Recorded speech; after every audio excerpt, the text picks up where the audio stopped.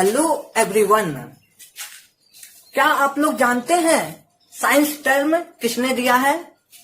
तो आप लोग मेरे साथ इस वीडियो लेक्चर में अंत तक बने रहिए। इस वीडियो लेक्चर में हम लोग देखेंगे साइंस क्या होता है और साइंस का डिफिनेशन केवल एक ही वर्ड में देखेंगे। इसके अलावा हम लोग देखेंगे फिजिक्स क्या होता है, केमिस्ट्री क्या होता है और बायोलॉजी क्या होता है। और साइंस के सारे पार्ट्स को केवल एक ही वर्ड में डिफाइन करेंगे। बस आप लोग मेरे साथ बने रहिए। ओके, तो चलिए आइए बिना किसी देरी का स्टार्ट करते हैं।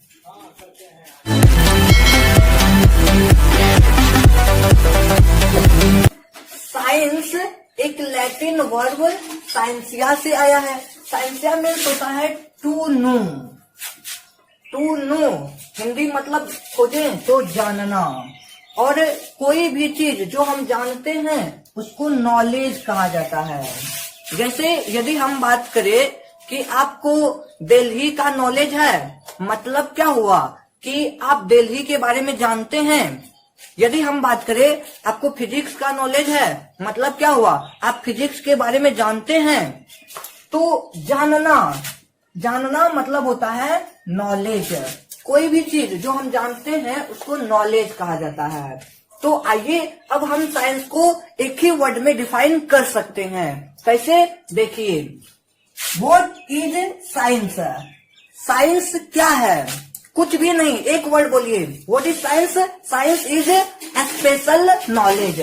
स्पेशल नॉलेज, ओके, एक वर्ड में डिफाइन हो गया। साइंस क्या है? साइंस खास नॉलेज है, कोई एड़ू गैड़ू नॉलेज नहीं है। ओके, चलिए, यदि आपका मन में हो कि हम साइंस को इस तरह नहीं डिफाइन करें तो दूसरे तरीके से भी साइंस को डिफाइन कर सकते हैं। कैसे? तो देखिए, science is an experimental knowledge. Science एक एक्सपेरिमेंटल नॉलेज भी है। साइंस एक एक्सपेरिमेंटल नॉलेज कैसे है? साइंस में जो चीज एक्सपेरिमेंटली प्रूव नहीं होता है उसको हम साइंस नहीं मानते हैं। जो एक्सपेरिमेंटली प्रूव है, एक्सपेरिमेंटली वेरीफाइड है, उसी को हम लोग साइंस कहते हैं। तो साइंस क्या है? Science is an experimental knowledge. Okay, समझ गए? चलिए नेक्स्ट थिंग्स देखिए। नेक्स्ट टर्म है कि science is search for the truth. Science सच्चाई की खोज है। आप कहेंगे कि साइंस सच्चाई की खोज कैसे है? पृथ्वी में जो भूकंप आती है, भूकंप क्यों आती है? पहले का मानना था कि पृथ्वी कछुए के ऊपर है और कछुआ जब हिलती है तो धरती भी हिल जाती है, जिसके वजह से भूकंप आ जाती है। लेकिन बाद में साइंटिस्ट सही चीज की खोज की। सही चीज की क्या खोज की? भूकंप क्या कछुआ के हिलने से आता है? बिल्कुल नहीं। तो कैसे आता है? आप लोगों को पता होगा कि अर्थ बहुत सारे प्लेट से बना हुआ है और जो बहुत सारे प्लेट्स हैं जब आपस में टकराते हैं तो अर्थ के प्लेट्स के टकराने से पृथ्वी में भूकंप आती है। तो सच्चाई क्या है कि अर्थ में जो प्लेट है, प्लेट के टकराने से भूकंप आती है, न कि कछुआ के हिलने से। ओके, तो देखिए यहाँ पे क्या हुआ, साइंस क्या किया? सच्चाई की खोज किया। पहले जो मानना था वो क्या था? सच्चाई चीज नहीं थी, लेकिन साइंस ने सच्ची चीज खोज निकाली। तो इसलिए साइंस किसको कहेंगे? Search for the truth. Science सच्चाई की खोज है। अब आप लोगों का मन में हो कि नहीं सर, ये तो बच्चा वाला डिफिनेशन है, हमको थोड़ा स्टैंडर्ड डिफिनेशन चाहिए। चलिए हम लोग स्टैंडर्ड वे से साइंस को डिफाइन करते हैं। साइंस क्या है? Science is systematic and organised knowledge. यहाँ भी देखिए, साइंस क्या है? तो नॉलेज है। साइंस क्या है? What is science? Knowledge. But कैसा नॉलेज है? Systematic and organised knowledge. Science एक नॉलेज है, लेकिन ए सिस्टम, सिस्टम मीन्स एक क्रम में, क्रमिक नॉलेज है। ओके, लेकिन ये जो नॉलेज होता है एक इस पर आधारित होता है, एक्सपेरिमेंटल ऑब्जर्वेशन पर आधारित होता है। ऐसे समझिए कि जब मानव किसी भी चीज की खोज में, मानव कोई भी नया चीज की खोज में जब एक्सपेरिमेंट करता है और एक्सपेरिमेंट करने के फलस्वरूप जो नया चीज ऑब्जर्व करता है उसी को साइंस कहा जाता है। तो साइंस क्या हो गया?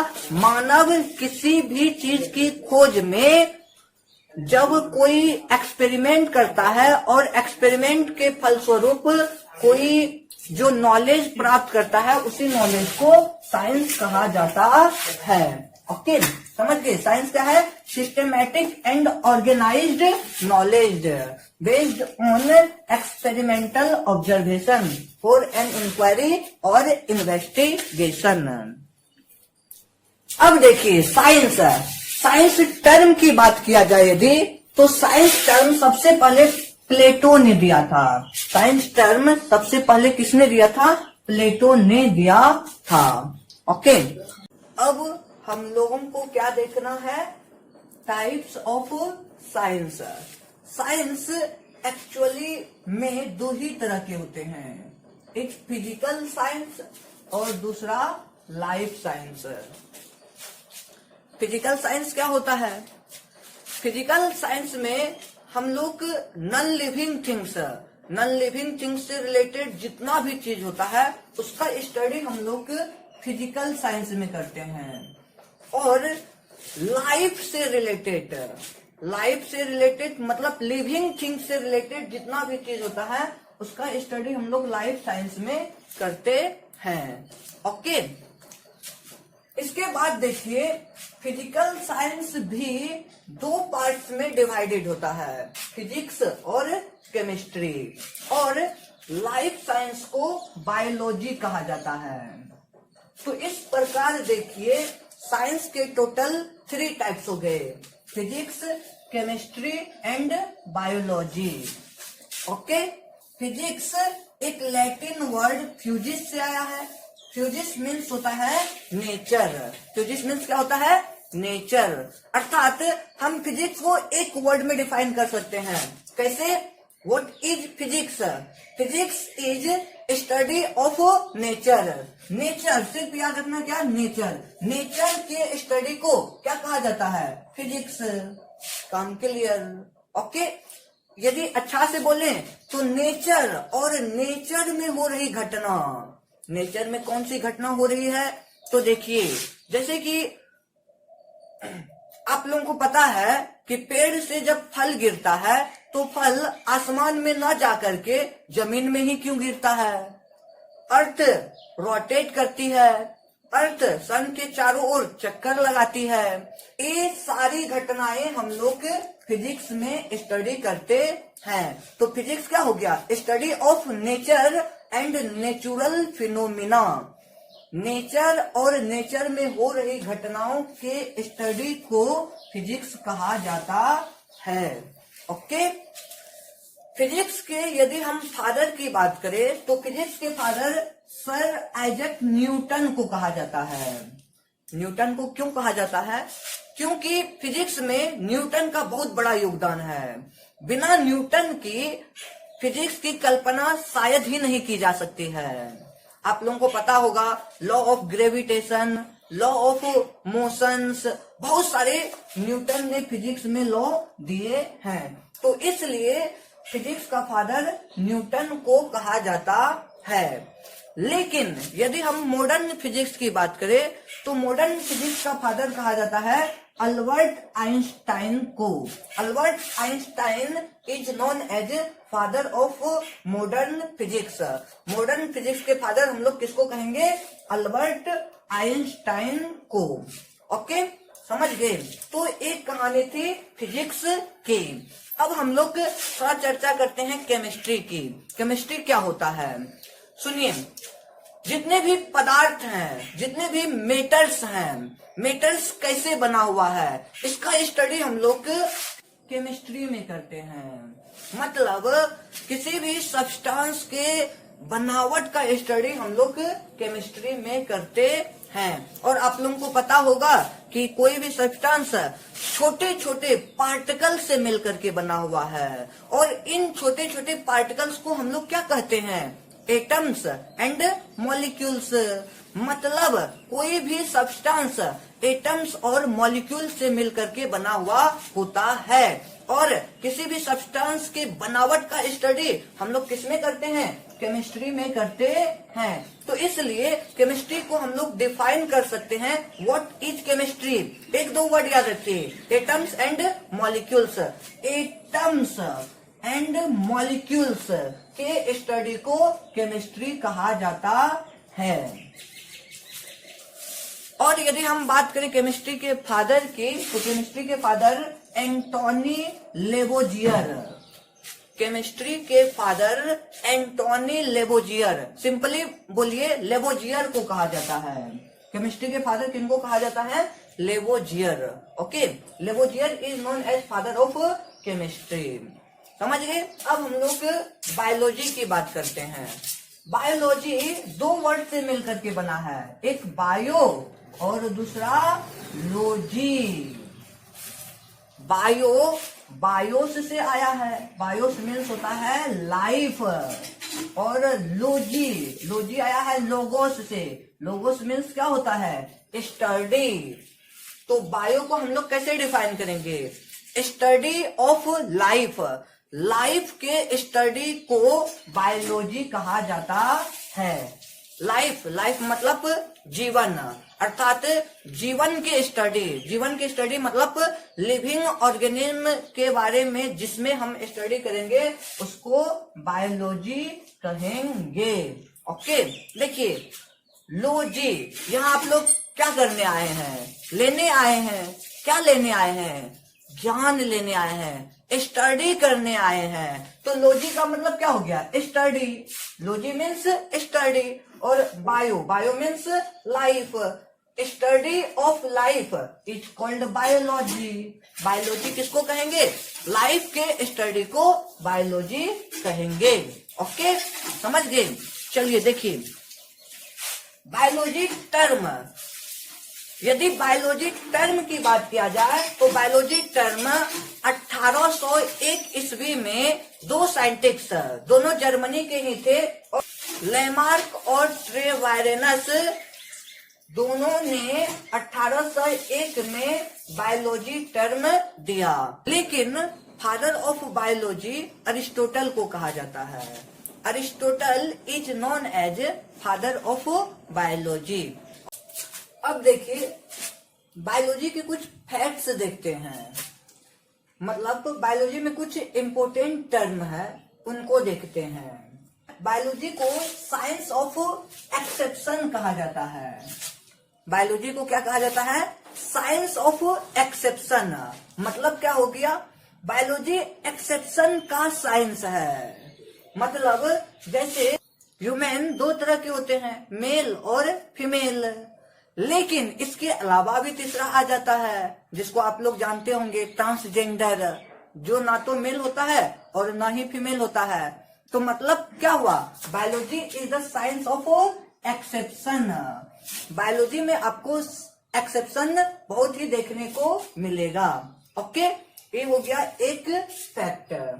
दूसरी बात देखिए बायोलॉजी में कि बायोलॉजी जो है इसमें टर्मिनोलॉजी बहुत ही इंपॉर्टेंट होता है। टर्मिनोलॉजी मतलब क्या हो गया?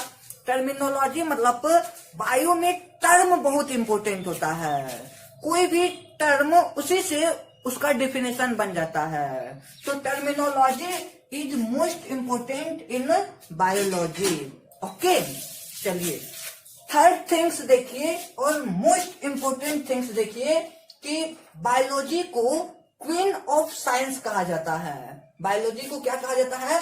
क्वीन ऑफ साइंस, मतलब साइंस की रानी। ओके, और हाँ, जो बायोलॉजी को पढ़ता है मतलब साइंस की रानी को अपनाता है, वो क्या बन जाता है? राजा बन जाता है। अर्थात उसको कोई चीज की कमी नहीं होती है। ओके, तो ये सारे बायोलॉजी के कुछ फैक्ट्स हैं। अब चलिए अब हम लोग देखते हैं बायोलॉजी के टाइप्स। आप सभी को पता होगा कि बायोलॉजी दो तरह के होते हैं, जूलॉजी और बॉटनी। आजकल एक न्यू ब्रांच भी बायोलॉजी के आ गए हैं जिसको कहा जाता है माइक्रोबायोलॉजी। ओके, तो इस तरह बायोलॉजी के 3 टाइप्स हो गए, जूलॉजी, बॉटनी एंड माइक्रोबायोलॉजी। समझ गए। अब देखिए जूलॉजी क्या होता है। जूलॉजी में 2 टर्म है, एक जू और दूसरा है लॉजी। जू मीन्स होता है एनिमल्स, जू मीन्स क्या होता है एनिमल्स, और लॉजी आप लोगों को पता है स्टडी ऑफ एनिमल के स्टडी को जूलॉजी कहा जाता है। जूलॉजी के फादर की बात करें तो Aristotle is known as father of zoology. एक चीज देखिए यहाँ पे, अरिस्टोटल को फादर ऑफ बायोलॉजी भी कहा जाता है और इसको फादर ऑफ जूलॉजी भी कहा जाता है। ओके, चलिए अब देखिए बोटेनी प्लांट्स के स्टडी को, पेड़ पौधों के स्टडी को बोटेनी कहा जाता है।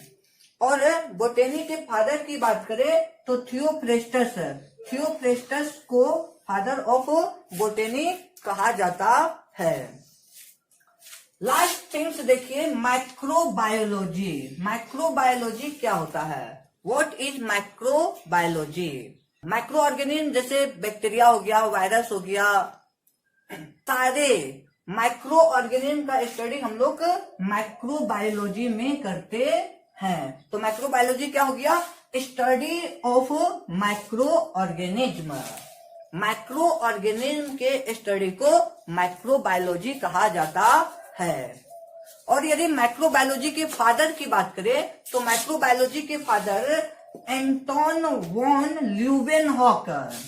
ल्यूवेनहॉक को फादर ऑफ माइक्रोबायोलॉजी कहा जाता है, क्योंकि ल्यूवेनहॉक ऐसा पहला पर्सन थे जिन्होंने सबसे पहले लिविंग सेल का डिस्कवरी किया। आप लोगों को पता है कि रॉबर्ट हुक ने सेल की डिस्कवरी की, लेकिन रॉबर्ट हुक डेड सेल की डिस्कवरी की है, लिविंग सेल की नहीं। लिविंग सेल की सबसे पहले डिस्कवरी किसने किया था? एंटोन वॉन ल्यूवेनहॉक ने किया था। और Anton von Leeuwenhoek living cell के अलावा बैक्टीरिया की भी डिस्कवरी की, स्पर्म, ह्यूमन के स्पर्म, डॉग्स के स्पर्म, मतलब स्पर्म का भी डिस्कवरी एंटोन वॉन ल्यूवेनहॉक ने ही किया था।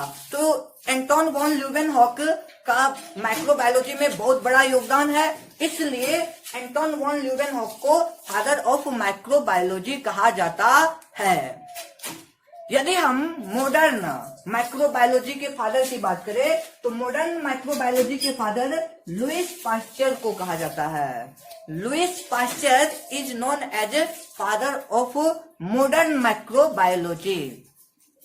लुईस पास्चर का भी माइक्रोबायोलॉजी में बहुत सारा योगदान है। लुईस पास्चर ने फूड प्रिजर्वेशन के मेथड्स बताए थे। इसके अलावा इन्होंने germ plasm theory of disease दिए हैं और लुईस पास्चर पास्चुराइजेशन दिए हैं। पास्चुराइजेशन मतलब जैसे दूध को हम पास्चुराइज करके रखते हैं, तो ये सारे योगदान है लुईस पास्चर का। तो लुईस पास्चर को फादर ऑफ मॉडर्न माइक्रोबायोलॉजी कहा जाता है। तो आज की कहानी हम लोग की यहीं पे समाप्त करते हैं। यदि आप लोगों को वीडियो अच्छा लगा हो तो चैनल को सब्सक्राइब करें और वीडियो को लाइक करें। यदि आप लोगों को वीडियो अच्छा नहीं लगा तो कमेंट करें क्या आपको अच्छा नहीं लगा। हम इसमें ज्यादा से ज्यादा इम्प्रूवमेंट करने की कोशिश करेंगे। Thanks so much.